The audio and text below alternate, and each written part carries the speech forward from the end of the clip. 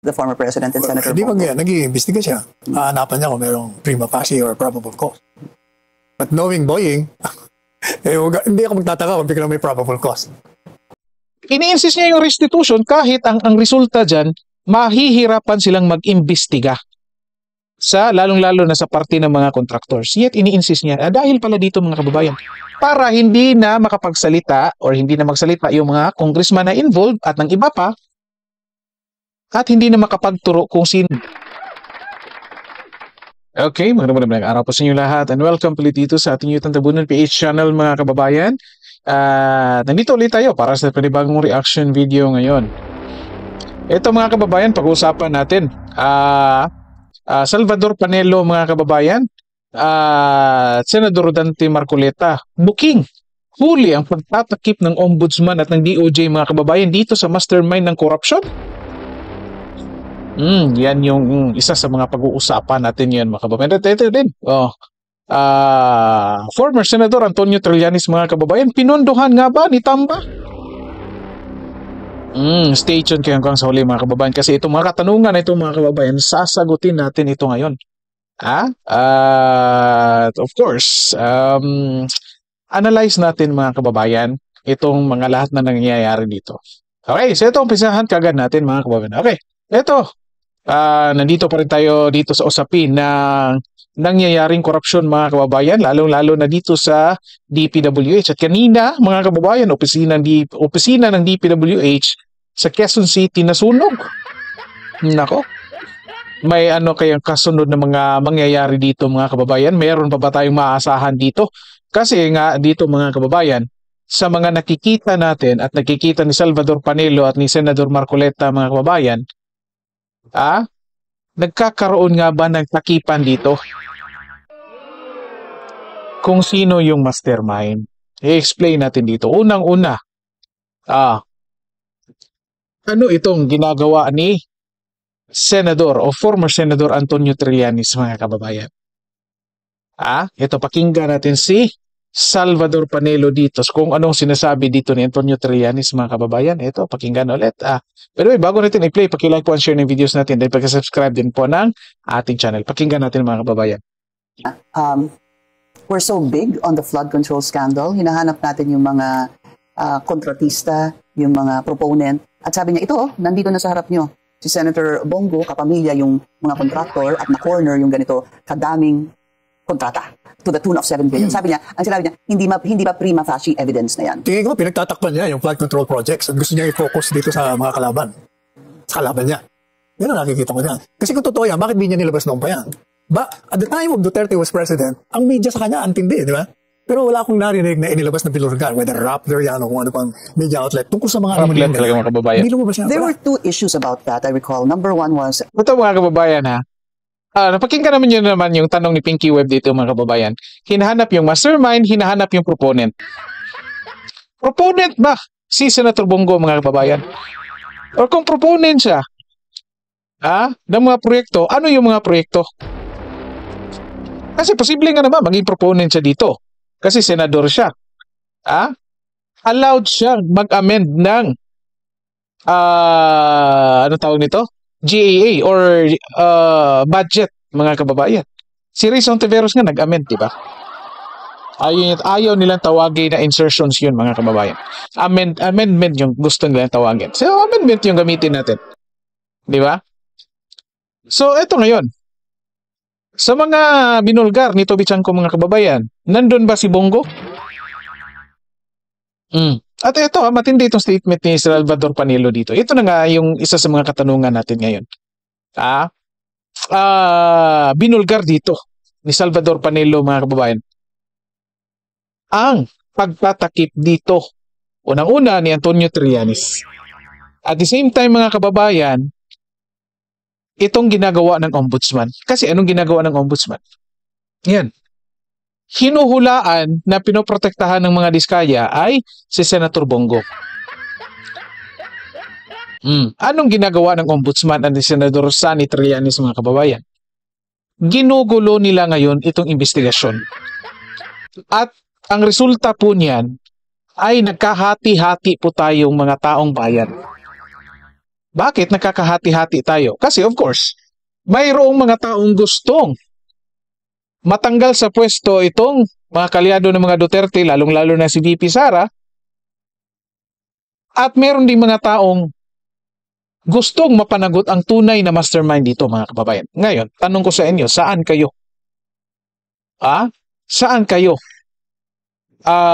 Parte, mga kababayan. Gusto nyo bang mapatalsik itong mga kalaban ng Marcos Jr., itong mga Duterte, o gusto nyo maghanap kung sino ang tunay na mastermind dito? Kasi ako, sigurado ako, hindi si Bongo, hindi si VP Sara ang mastermind dito, mga kababayan. So anong ginagawa ngayon ng ombudsman? Walang ebidensya, walang statement na mga witnesses, walang kontraktor na nagsasabi ng pangalan ni Senator Bongo at ng kalyado ng mga Duterte. Yet, pinapalabas ngayon ng ombudsman na pinoprotektahan ng mga Diskaya ay si Bongo. Kasabay nito, ito nag-file ng kaso si Trillanes laban kay Senator Bongo. At anong sabi ng ombudsman? Of course, iimbestigahan. Naku mga kababayan, ang tagal na niyan, sabi ko nga sa isang video ko, nakaka-upload ko lang din mga kababayan. Ito, patuloy natin. Ano sinasabi dito ni Panelo? I think he did file before the DOJ. That's one that I recall. Tapos either dinala sa Office of the Ombudsman pero dinismiss ata. Or the other one was, I remember recently he was saying also that he had the goods, but he refused to file it with the Office of the Ombudsman because Ombudsman, according to him, Martires will protect the Dutertes. So may sagot ho siya doon. Kaya niya pinahal ngayon dahil si Boying Alright. Yung prima facie. Dahil kayo po ay abogado. Unang-una, hindi naman siya ang magbibigay ng determination ng probable cause. It will be the prosecutors. Okay. Nakaroon pa ng preliminary investigation. What is the process by which we can expect from the Office of the Ombudsman, sir, after filing this complaint against the former President and Senator Hindi Bongo? nag-iimbestiga siya. Hanapan niya kung mayroong prima facie or probable cause. But knowing Boying, hindi ako magtataka kung biglang may probable cause.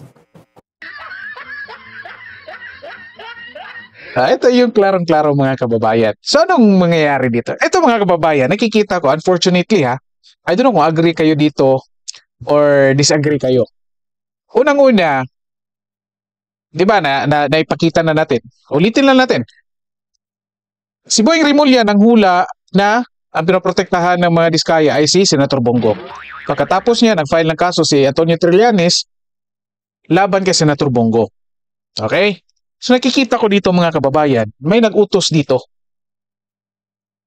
kay Antonio Trillanes. And most likely, meron ding, I don't know kung, hindi ko sigurado kung may nag-utos or probably mayroong nagbulong dito kay Crispin Boying Rimulya mga kababayan na dalhin yung usapin dito kay Senator Bongo. Kasi nga, again, sinabi ko na, number 1 si Senator Bongo bilang Vice President mga kababayan for 2028. Sa survey yan At the same time mga kababayan, na nakikita ko rin ngayon na itong paglabas ni Antonio Trillanes mga kababayan na kung saan in-entertain, pinagbibigyan talaga ng media ng importansya mga kababayan at ng oras. Nakikita ko dito ay panggugulo ito. And most likely mayroong nag-utos dito. And of course, sino pa bang mga tao ang gustong magulo itong investigasyon mga kababayan dito sa korupsyong nangyayari sa DPWH? Hindi itong mga taong involved dito. And initially, as of the moment, masasabi natin, pinaka number 1 dyan ay si Tamba. Well, probably as of the moment, hindi pa natin masasabi rin na may involvement dito si PBBM. Masasabi lang natin na ang involvement niya dito ay yung pagpirma niya, pagkonsinti niya sa mga kaalyado niyang congressman na magbago ng budget ng bansa. Yan lang yung, as of the moment, yan lang yung may tuturo natin dito kay PBBM. Kaya sabi natin ngayon dito, or masasabi natin na most likely itong si Trillanes mga kababayan, bayad ito kay Tamba. Anong purpose mga kababayan? Simple lang. Para guluhin itong investigasyon ngayon mga kababayan, ilihis sa tunay na mastermind, at the same time, hinahati ngayon ang taong bayan. Para of course, para hindi magkaisa. Again, sabi ko nga, merong mga taong gustong matanggal itong mga Duterte at mga kalyado niya, At mayroong mga taong gusto malaman kung sinong mastermind dito sa korupsyon sa DPWH. Ngayon, kaya nga, tanong ko sa inyo, saan kayo? Dito ba kayo sa gustong matanggal ito mga Duterte at mga kaalyado niya, o doon kayo sa naghahanap kung sino yung mastermind, mga kababayan? Bakit nakahati yung taong bayan? Kasi dahil dito sa panggugulo ni Trillanes, mga kababayan, na alam naman nating may nag-utos, may nagbaya dito, yung mga tao ngayon, hindi na nakafocus doon sa paghahanap kung sino yung mastermind. Dito na sila ngayon sa kaso ni Senator Bongo. Tulad ng mga media ngayon, nakafocus sila ngayon dito. Ngayon, may nagre-report pa bang media nagtatanong kung saan si Martin Romualdez? Kung nasaan si Zaldico? At saan na yung iba pang mga congressman? Ano nang mga ginagawa nila ngayon? Yung mga congressman na mga pinangalanan? Wala, di ba? Kasi mga kababayan, again, tama nga yung sinasabi ni Alan Peter Cayetano. Guguluhin lang ng guguluhin ito, makakalimutan na natin kung sino yung mastermind dito. Kasi again nga, nakafocus yung iba dito sa ginagawa ni Antonio Trillanes, mga kababayan. Kaya again, agree din ako dito kay Salvador Panelo. Itong ginagawa ni Antonio Trillanes ay pagtatakip ito doon sa tunay na nangyayari na korupsyon dyan sa DPWH. Again, bakit? Kasi in the first place, wala kang mapatunayan, unang-una, na yung kumpanya ng ama at kapatid ni Senator Bongo ay mayroong ghost project, substandard at iba pa. Pangalawa, wala nga siyang ebidensya na kahit overpriced nga, hindi niya masabi, di ba? Sinasabi lang niya na nakabinipisyo yung kumpanya ng pamilya niya, yung ama niya at ng kapatid niya dahil sa posisyon niya. O, di ba? Di ba ang layo, mga kababayan?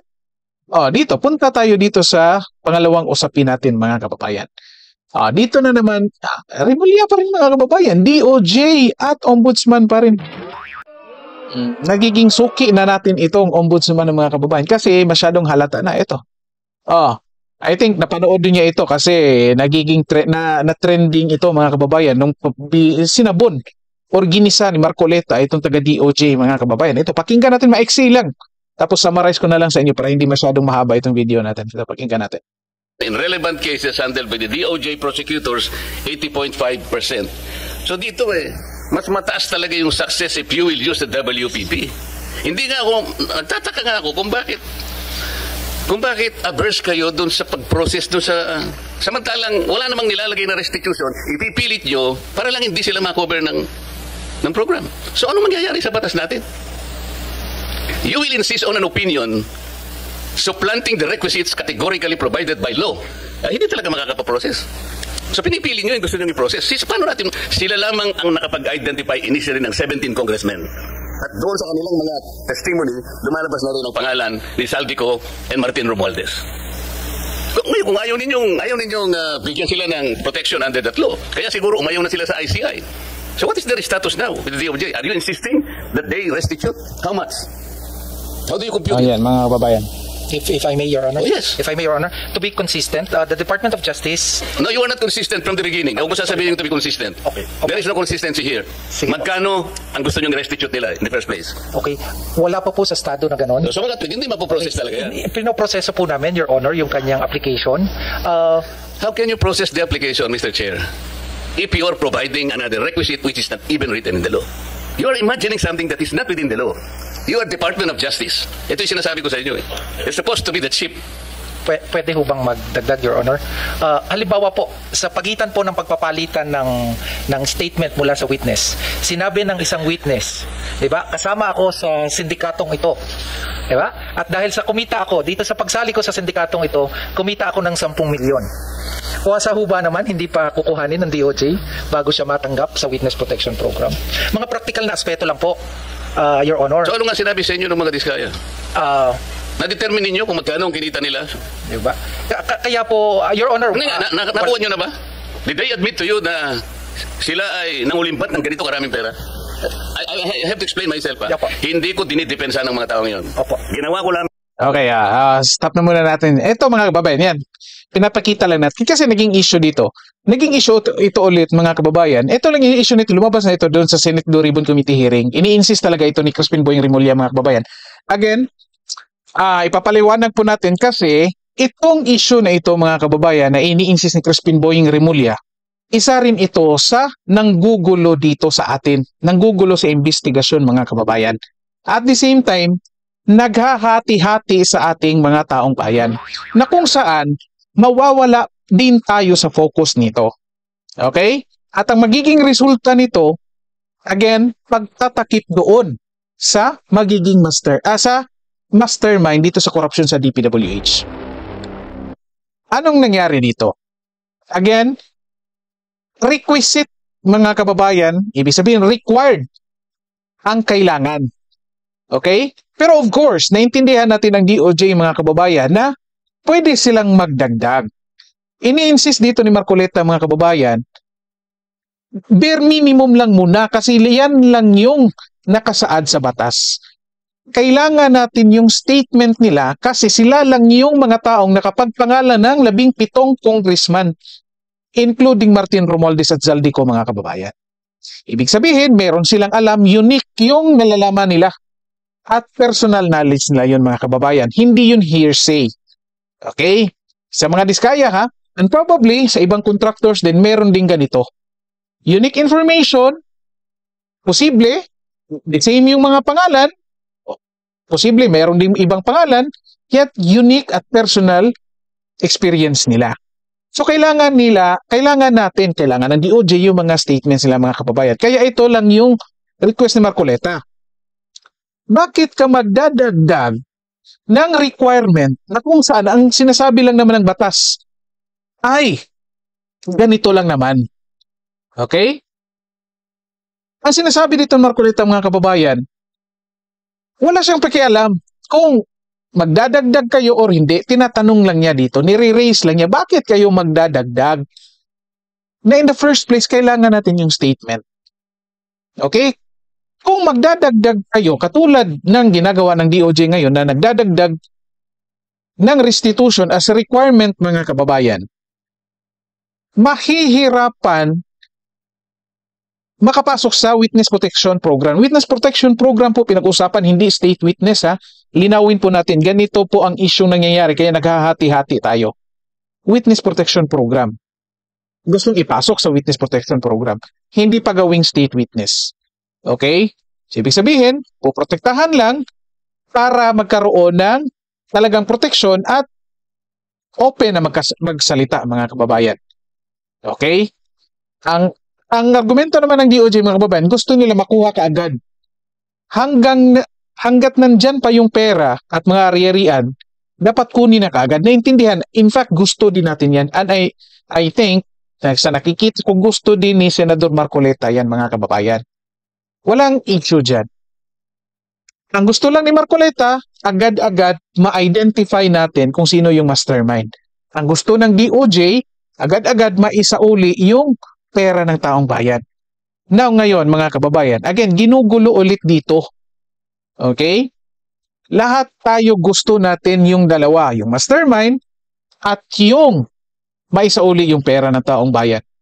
Ngayon mga kababayan, paano maisauli yung pera ng taong bayan kung pinipigilan ninyong magsalita itong mga posibleng witness or may alam sa pamamagitan ng panggigipit sa hindi pagbigay ng proteksyon sa kanila.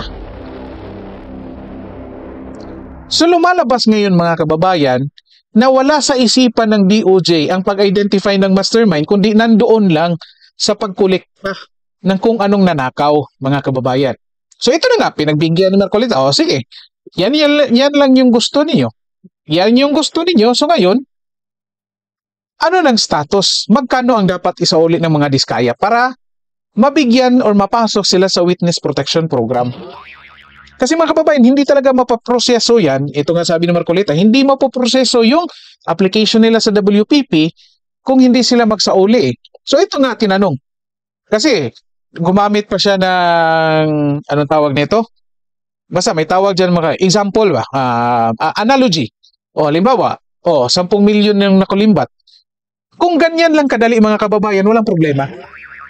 Walang talagang problema. Again, agree tayo dito.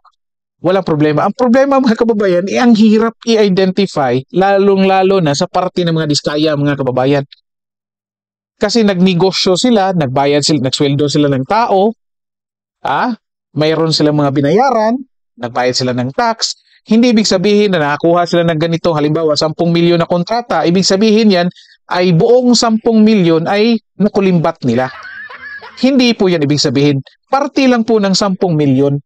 Kasi kukumputin pa po yan magkano yung kapital nila sa proyekto na yan, magkano yung naging kita nila, magkano yung naibayad nilang tax.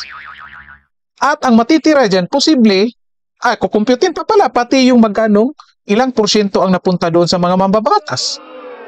At yung natira, most likely yan yung posibleng isa sa uli, mga kababayan. At ngayon, kinukompute ba ng DOJ yan? Ang DOJ ba ang may karapatan na mag-compute dyan? Hindi, di ba? So, again, mga kababayan, pag-isahin natin ito kasi dahil dito, mga kababayan, again, nililihis tayo, ginugulo para mapagtakpan kung sino yung mastermind, mga kababayan. Again, ginugulo yung witnesses, yung statement ng witnesses, probably, para makontrol nila itong mga witnesses na ito at mautusan na ito yung sabihin mong pangalan nito, ito, huwag mo itong sabihin. Posibleng ganyan. Yan yung nakikita ni Topacio at nakikita din natin. At the same time, pinatatagal yung investigasyon, mga kababayan. Bakit? Ayaw nang magsalita ng mga contractors, ng mga witnesses. Katulad yan, mga diskaya. Isa pa lang yan. Ang dami pang mga contractors. Yung mga top contractors, 15 yon, mga kababayan. So ngayon, pinatatagal mo yung investigasyon. Kasi, hindi na yan magsasalita. So ikaw ngayon, maghahanap ng paraan kung paano ka makapag-extract ng information para ma-identify yung totoong mastermind. Ilang beses na sila nag-usap. Ang DOJ at ng mga diskaya. May nakuha ba silang mastermind? Pangalan ng mga mastermind? Most likely, wala, mga kababayan, di ba? Kasi kung meron, most likely, nakapag-file lang ng kaso kung sino yung mastermind. Ito, ginugulo yung taong bayan. Pinaghahati-hati yung taong bayan. Kasi pinapalabas nila ngayon na itong si Senador Marcoleta ay pinoprotektahan yung mga diskaya. Diba? So, ang isipan ng taong bayan, lalong-lalo na sa tingin nila, itong mga diskaya, ang most guilty, edi magagalit dito ngayon kay Marcoleta. Diba?